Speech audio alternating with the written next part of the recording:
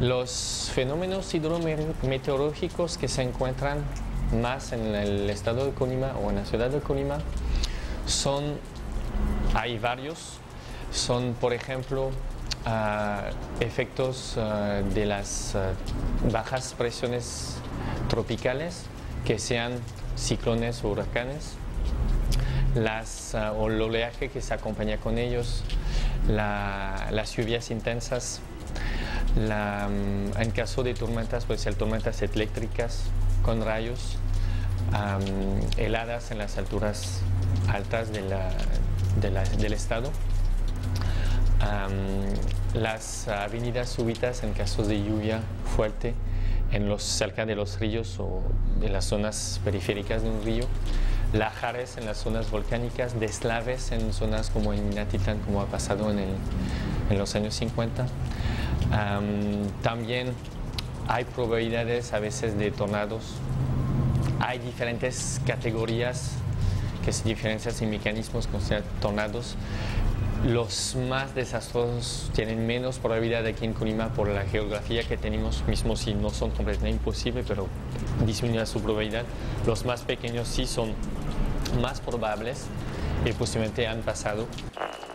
Hay efectos también en Niño, como estamos del lado este del Pacífico, cada 4 a 7 años nos afecta a veces el Niño más o menos fuerte.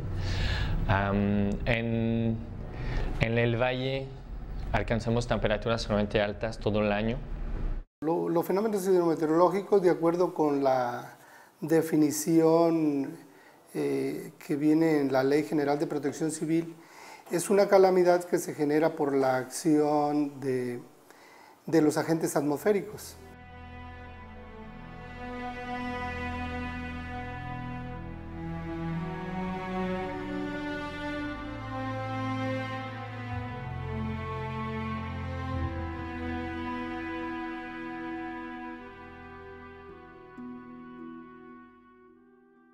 La historia de desastres se construye con múltiples fuentes, especialmente códices, mapas, cartas, fotografías, fuentes hemerográficas, bibliográficas, y poco a poco se van construyendo cronologías o se van identificando los antecedentes de acontecimientos de desastre en algunas regiones. Hemos identificado en un trabajo cercano con los científicos naturales y exactos que estudian los fenómenos naturales, en este caso los hidrometeorológicos, de la necesidad de conocer su presencia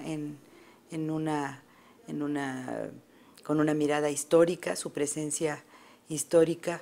La historia nos permite encontrar esos antecedentes a través de diversas fuentes para ubicar cuáles son específicamente algunas de las zonas que están propensas a un riesgo o a un desastre debido a la gran vulnerabilidad social de ese lugar. Yo insisto, aunque no todos los climatólogos están de acuerdo conmigo, en que no es que haya cada vez más fenómenos naturales, sino que cada vez hay más riesgos y poblaciones más vulnerables. Entonces cada vez ocurren más muertes y se hacen más daños, ¿no? Porque daños materiales, bueno, de alguna manera como quiera, ¿no? Pero las muertes no se recuperan. Entonces tenemos que ser responsables y identificar que efectivamente cada vez estamos construyendo sociedades cada vez más riesgosas, incrementando las vulnerabilidades y provocando que una amenaza que en otras condiciones no hubiera hecho tanto daño, ahorita hagan un daño brutal. Yo soy científico social y soy investigador de desastres. Tengo información acerca de diversos fenómenos y me queda clarísimo que los desastres son muy diferentes a los sismos, es decir, a los fenómenos naturales. Entonces, un fenómeno natural nos incentiva para saber por qué se siente como se siente, pero no explica el desastre. Si el desastre es esencialmente un conjunto de fenómenos sociales. Los fenómenos naturales no son desastres por sí mismos. Pueden participar eventos naturales sumamente energéticos o violentos como los huracanes, pero eso no quiere decir que ellos por sí mismos y de manera individual causen un desastre. Hay otras condiciones que participan para que se genere un desastre y esas condiciones las fabrican las sociedades. La amenaza es como puede ser una condición de peligro o también se le puede llamar a un fenómeno natural, pero cuando se vuelve peligroso. Si ocurre un huracán en medio del océano Atlántico y no hay a quien le perjudique, entonces no es una amenaza. En Colima hemos construido a través de diferentes fuentes, principalmente hemerográficas y bibliográficas, es decir, a través de la historiografía del estado de Colima, una cronología de fenómenos hidrometeorológicos que va de 1573 a 1999. En ella destacan 47 ciclones que se han presentado principalmente en las zonas costeras y en algunas ocasiones en la ciudad de Colima, que han afectado Colima y que incluso se han internado en el país totalmente. La vulnerabilidad siempre va a estar acompañada de la amenaza, es la susceptibilidad a la amenaza. Si ambas son muy grandes, entonces el riesgo es mayor. En cuanto crecen la amenaza y la vulnerabilidad, la condición de riesgo es mayor. Y en cuanto más crecen, la probabilidad de desastre es mayor. A mayor riesgo, mayor probabilidad de desastre. En realidad, la palabra riesgo en estos términos se refiere a la posibilidad de la ocurrencia de un desastre. Estos antecedentes históricos de huracanes, de deslaves, de lahares, son importantes porque nos ayudan a identificar las zonas que están propensas al peligro y también nos ayudan a identificar cuáles eran las condiciones de vulnerabilidad social que existían entonces y nos permiten identificar si actualmente sigue ese nivel de vulnerabilidad o ha aumentado. En realidad la vulnerabilidad existe en todos lados y podemos ser vulnerables a sismos en Colima o a inundaciones súbitas. Y son cosas que se repiten. ¿Por qué? Porque se construyen socialmente, las condiciones de vulnerabilidad siguen existiendo.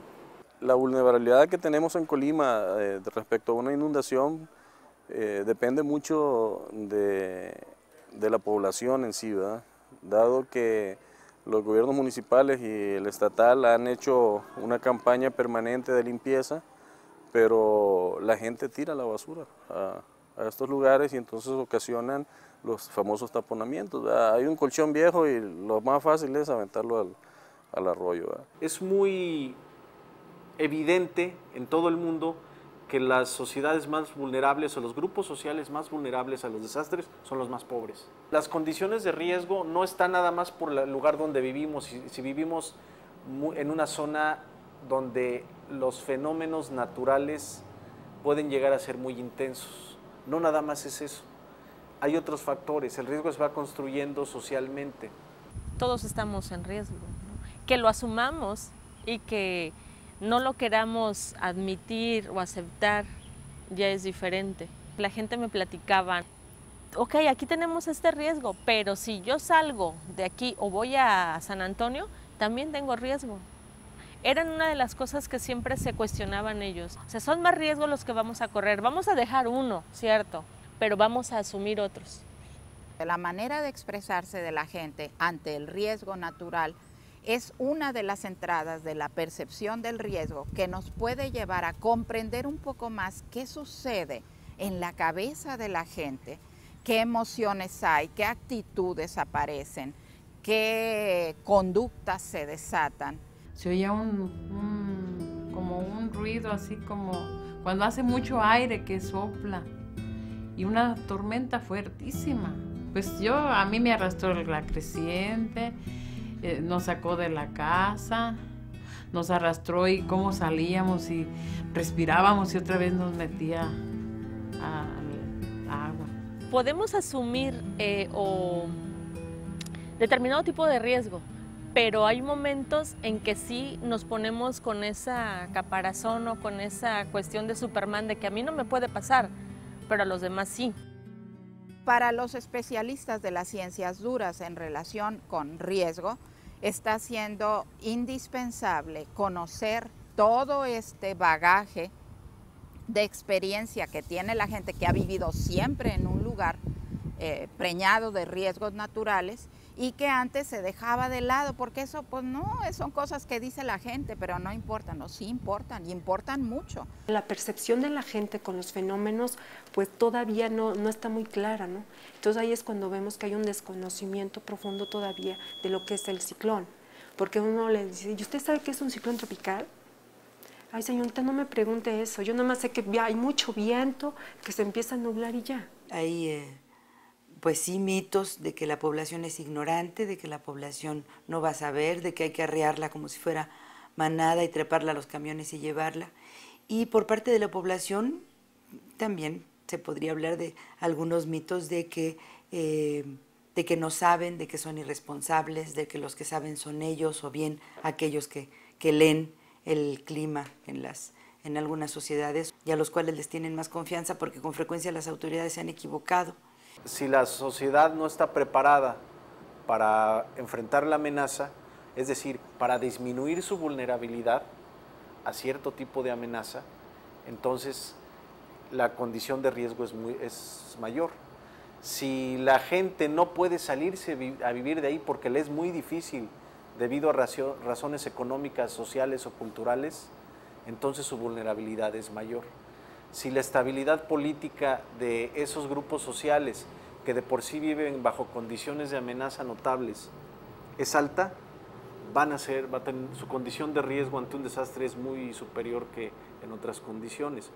La deforestación, una falta de ordenamiento territorial, la desertización, es decir, provocada por el hombre, el mal manejo por parte de la sociedad y de las autoridades del medio ambiente, todo esto es muy evidente, a la par que todo eso es previo, ¿verdad?, que permitió que el huracán pasara como Pedro por su casa, como decimos.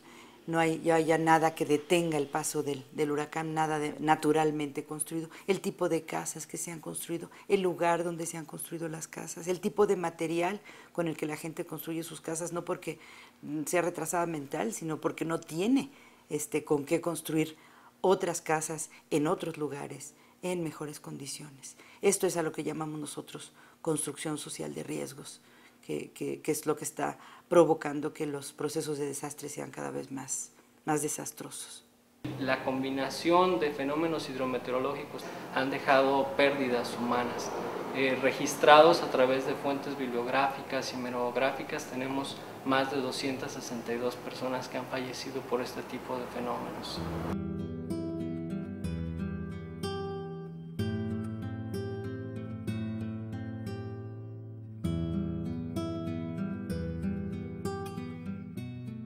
Tenía como 10 y estaba con mis hermanos adentro de la casa.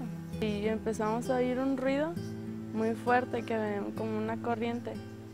Y ya, pues, ya venía el río y nosotros corrimos y mi tía se quedó adentro. Entonces la vecina se metió y sacó a mi tía y así se sentía, así se cimbraba y se daba mucho ruido fuerte. Y por eso nos dimos cuenta. La sala estaba al principio, después los 2 cuartos al lado, la cocina, todo esto, estaba una pilita y un baño. Y tenía al frente 2 ventanas, una puerta. Atrás de la sala estaba otra ventana y la puerta de la cocina y la otra ventana. Si llueve muy fuerte y así como esa vez. No estaba lloviendo tan recio y pasó eso. Y ahorita sí llueve mucho y todo eso. A lo mejor sí puede pasar.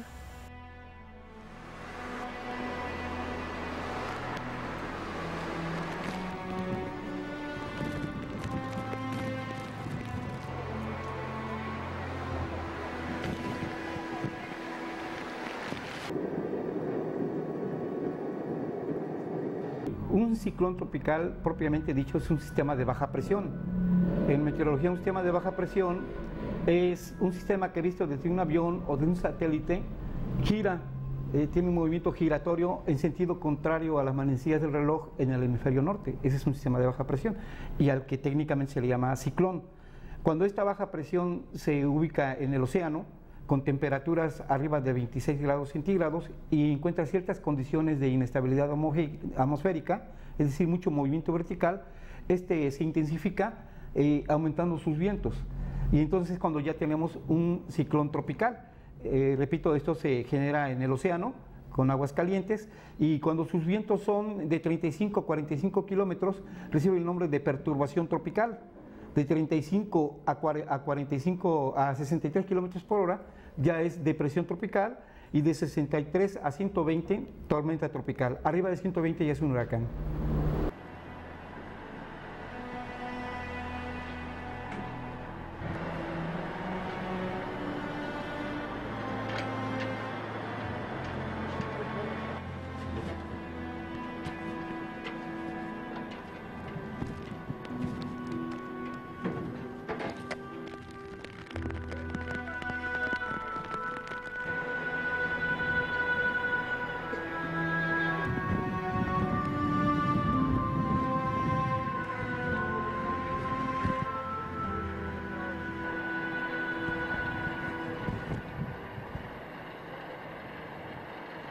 Se empiezan a formar a partir del mes de mayo y bueno, y terminan hasta el mes de noviembre, ¿no? Entonces esa es la temporada de ciclones tropicales, la mitad cálida y húmeda del año. Y es que en esa temporada es cuando tenemos la máxima radiación solar que recibe la superficie terrestre, el máximo calentamiento de los continentes y de los océanos. Entonces favorece la evaporación y movimientos convectivos, movimientos verticales muy violentos, y que ayudados con algunos movimientos de la atmósfera se genera un ciclón tropical. Vamos a imaginarnos la República Mexicana, la costa del Pacífico, y justamente donde está el estado de Colima está la pancita de la República Mexicana.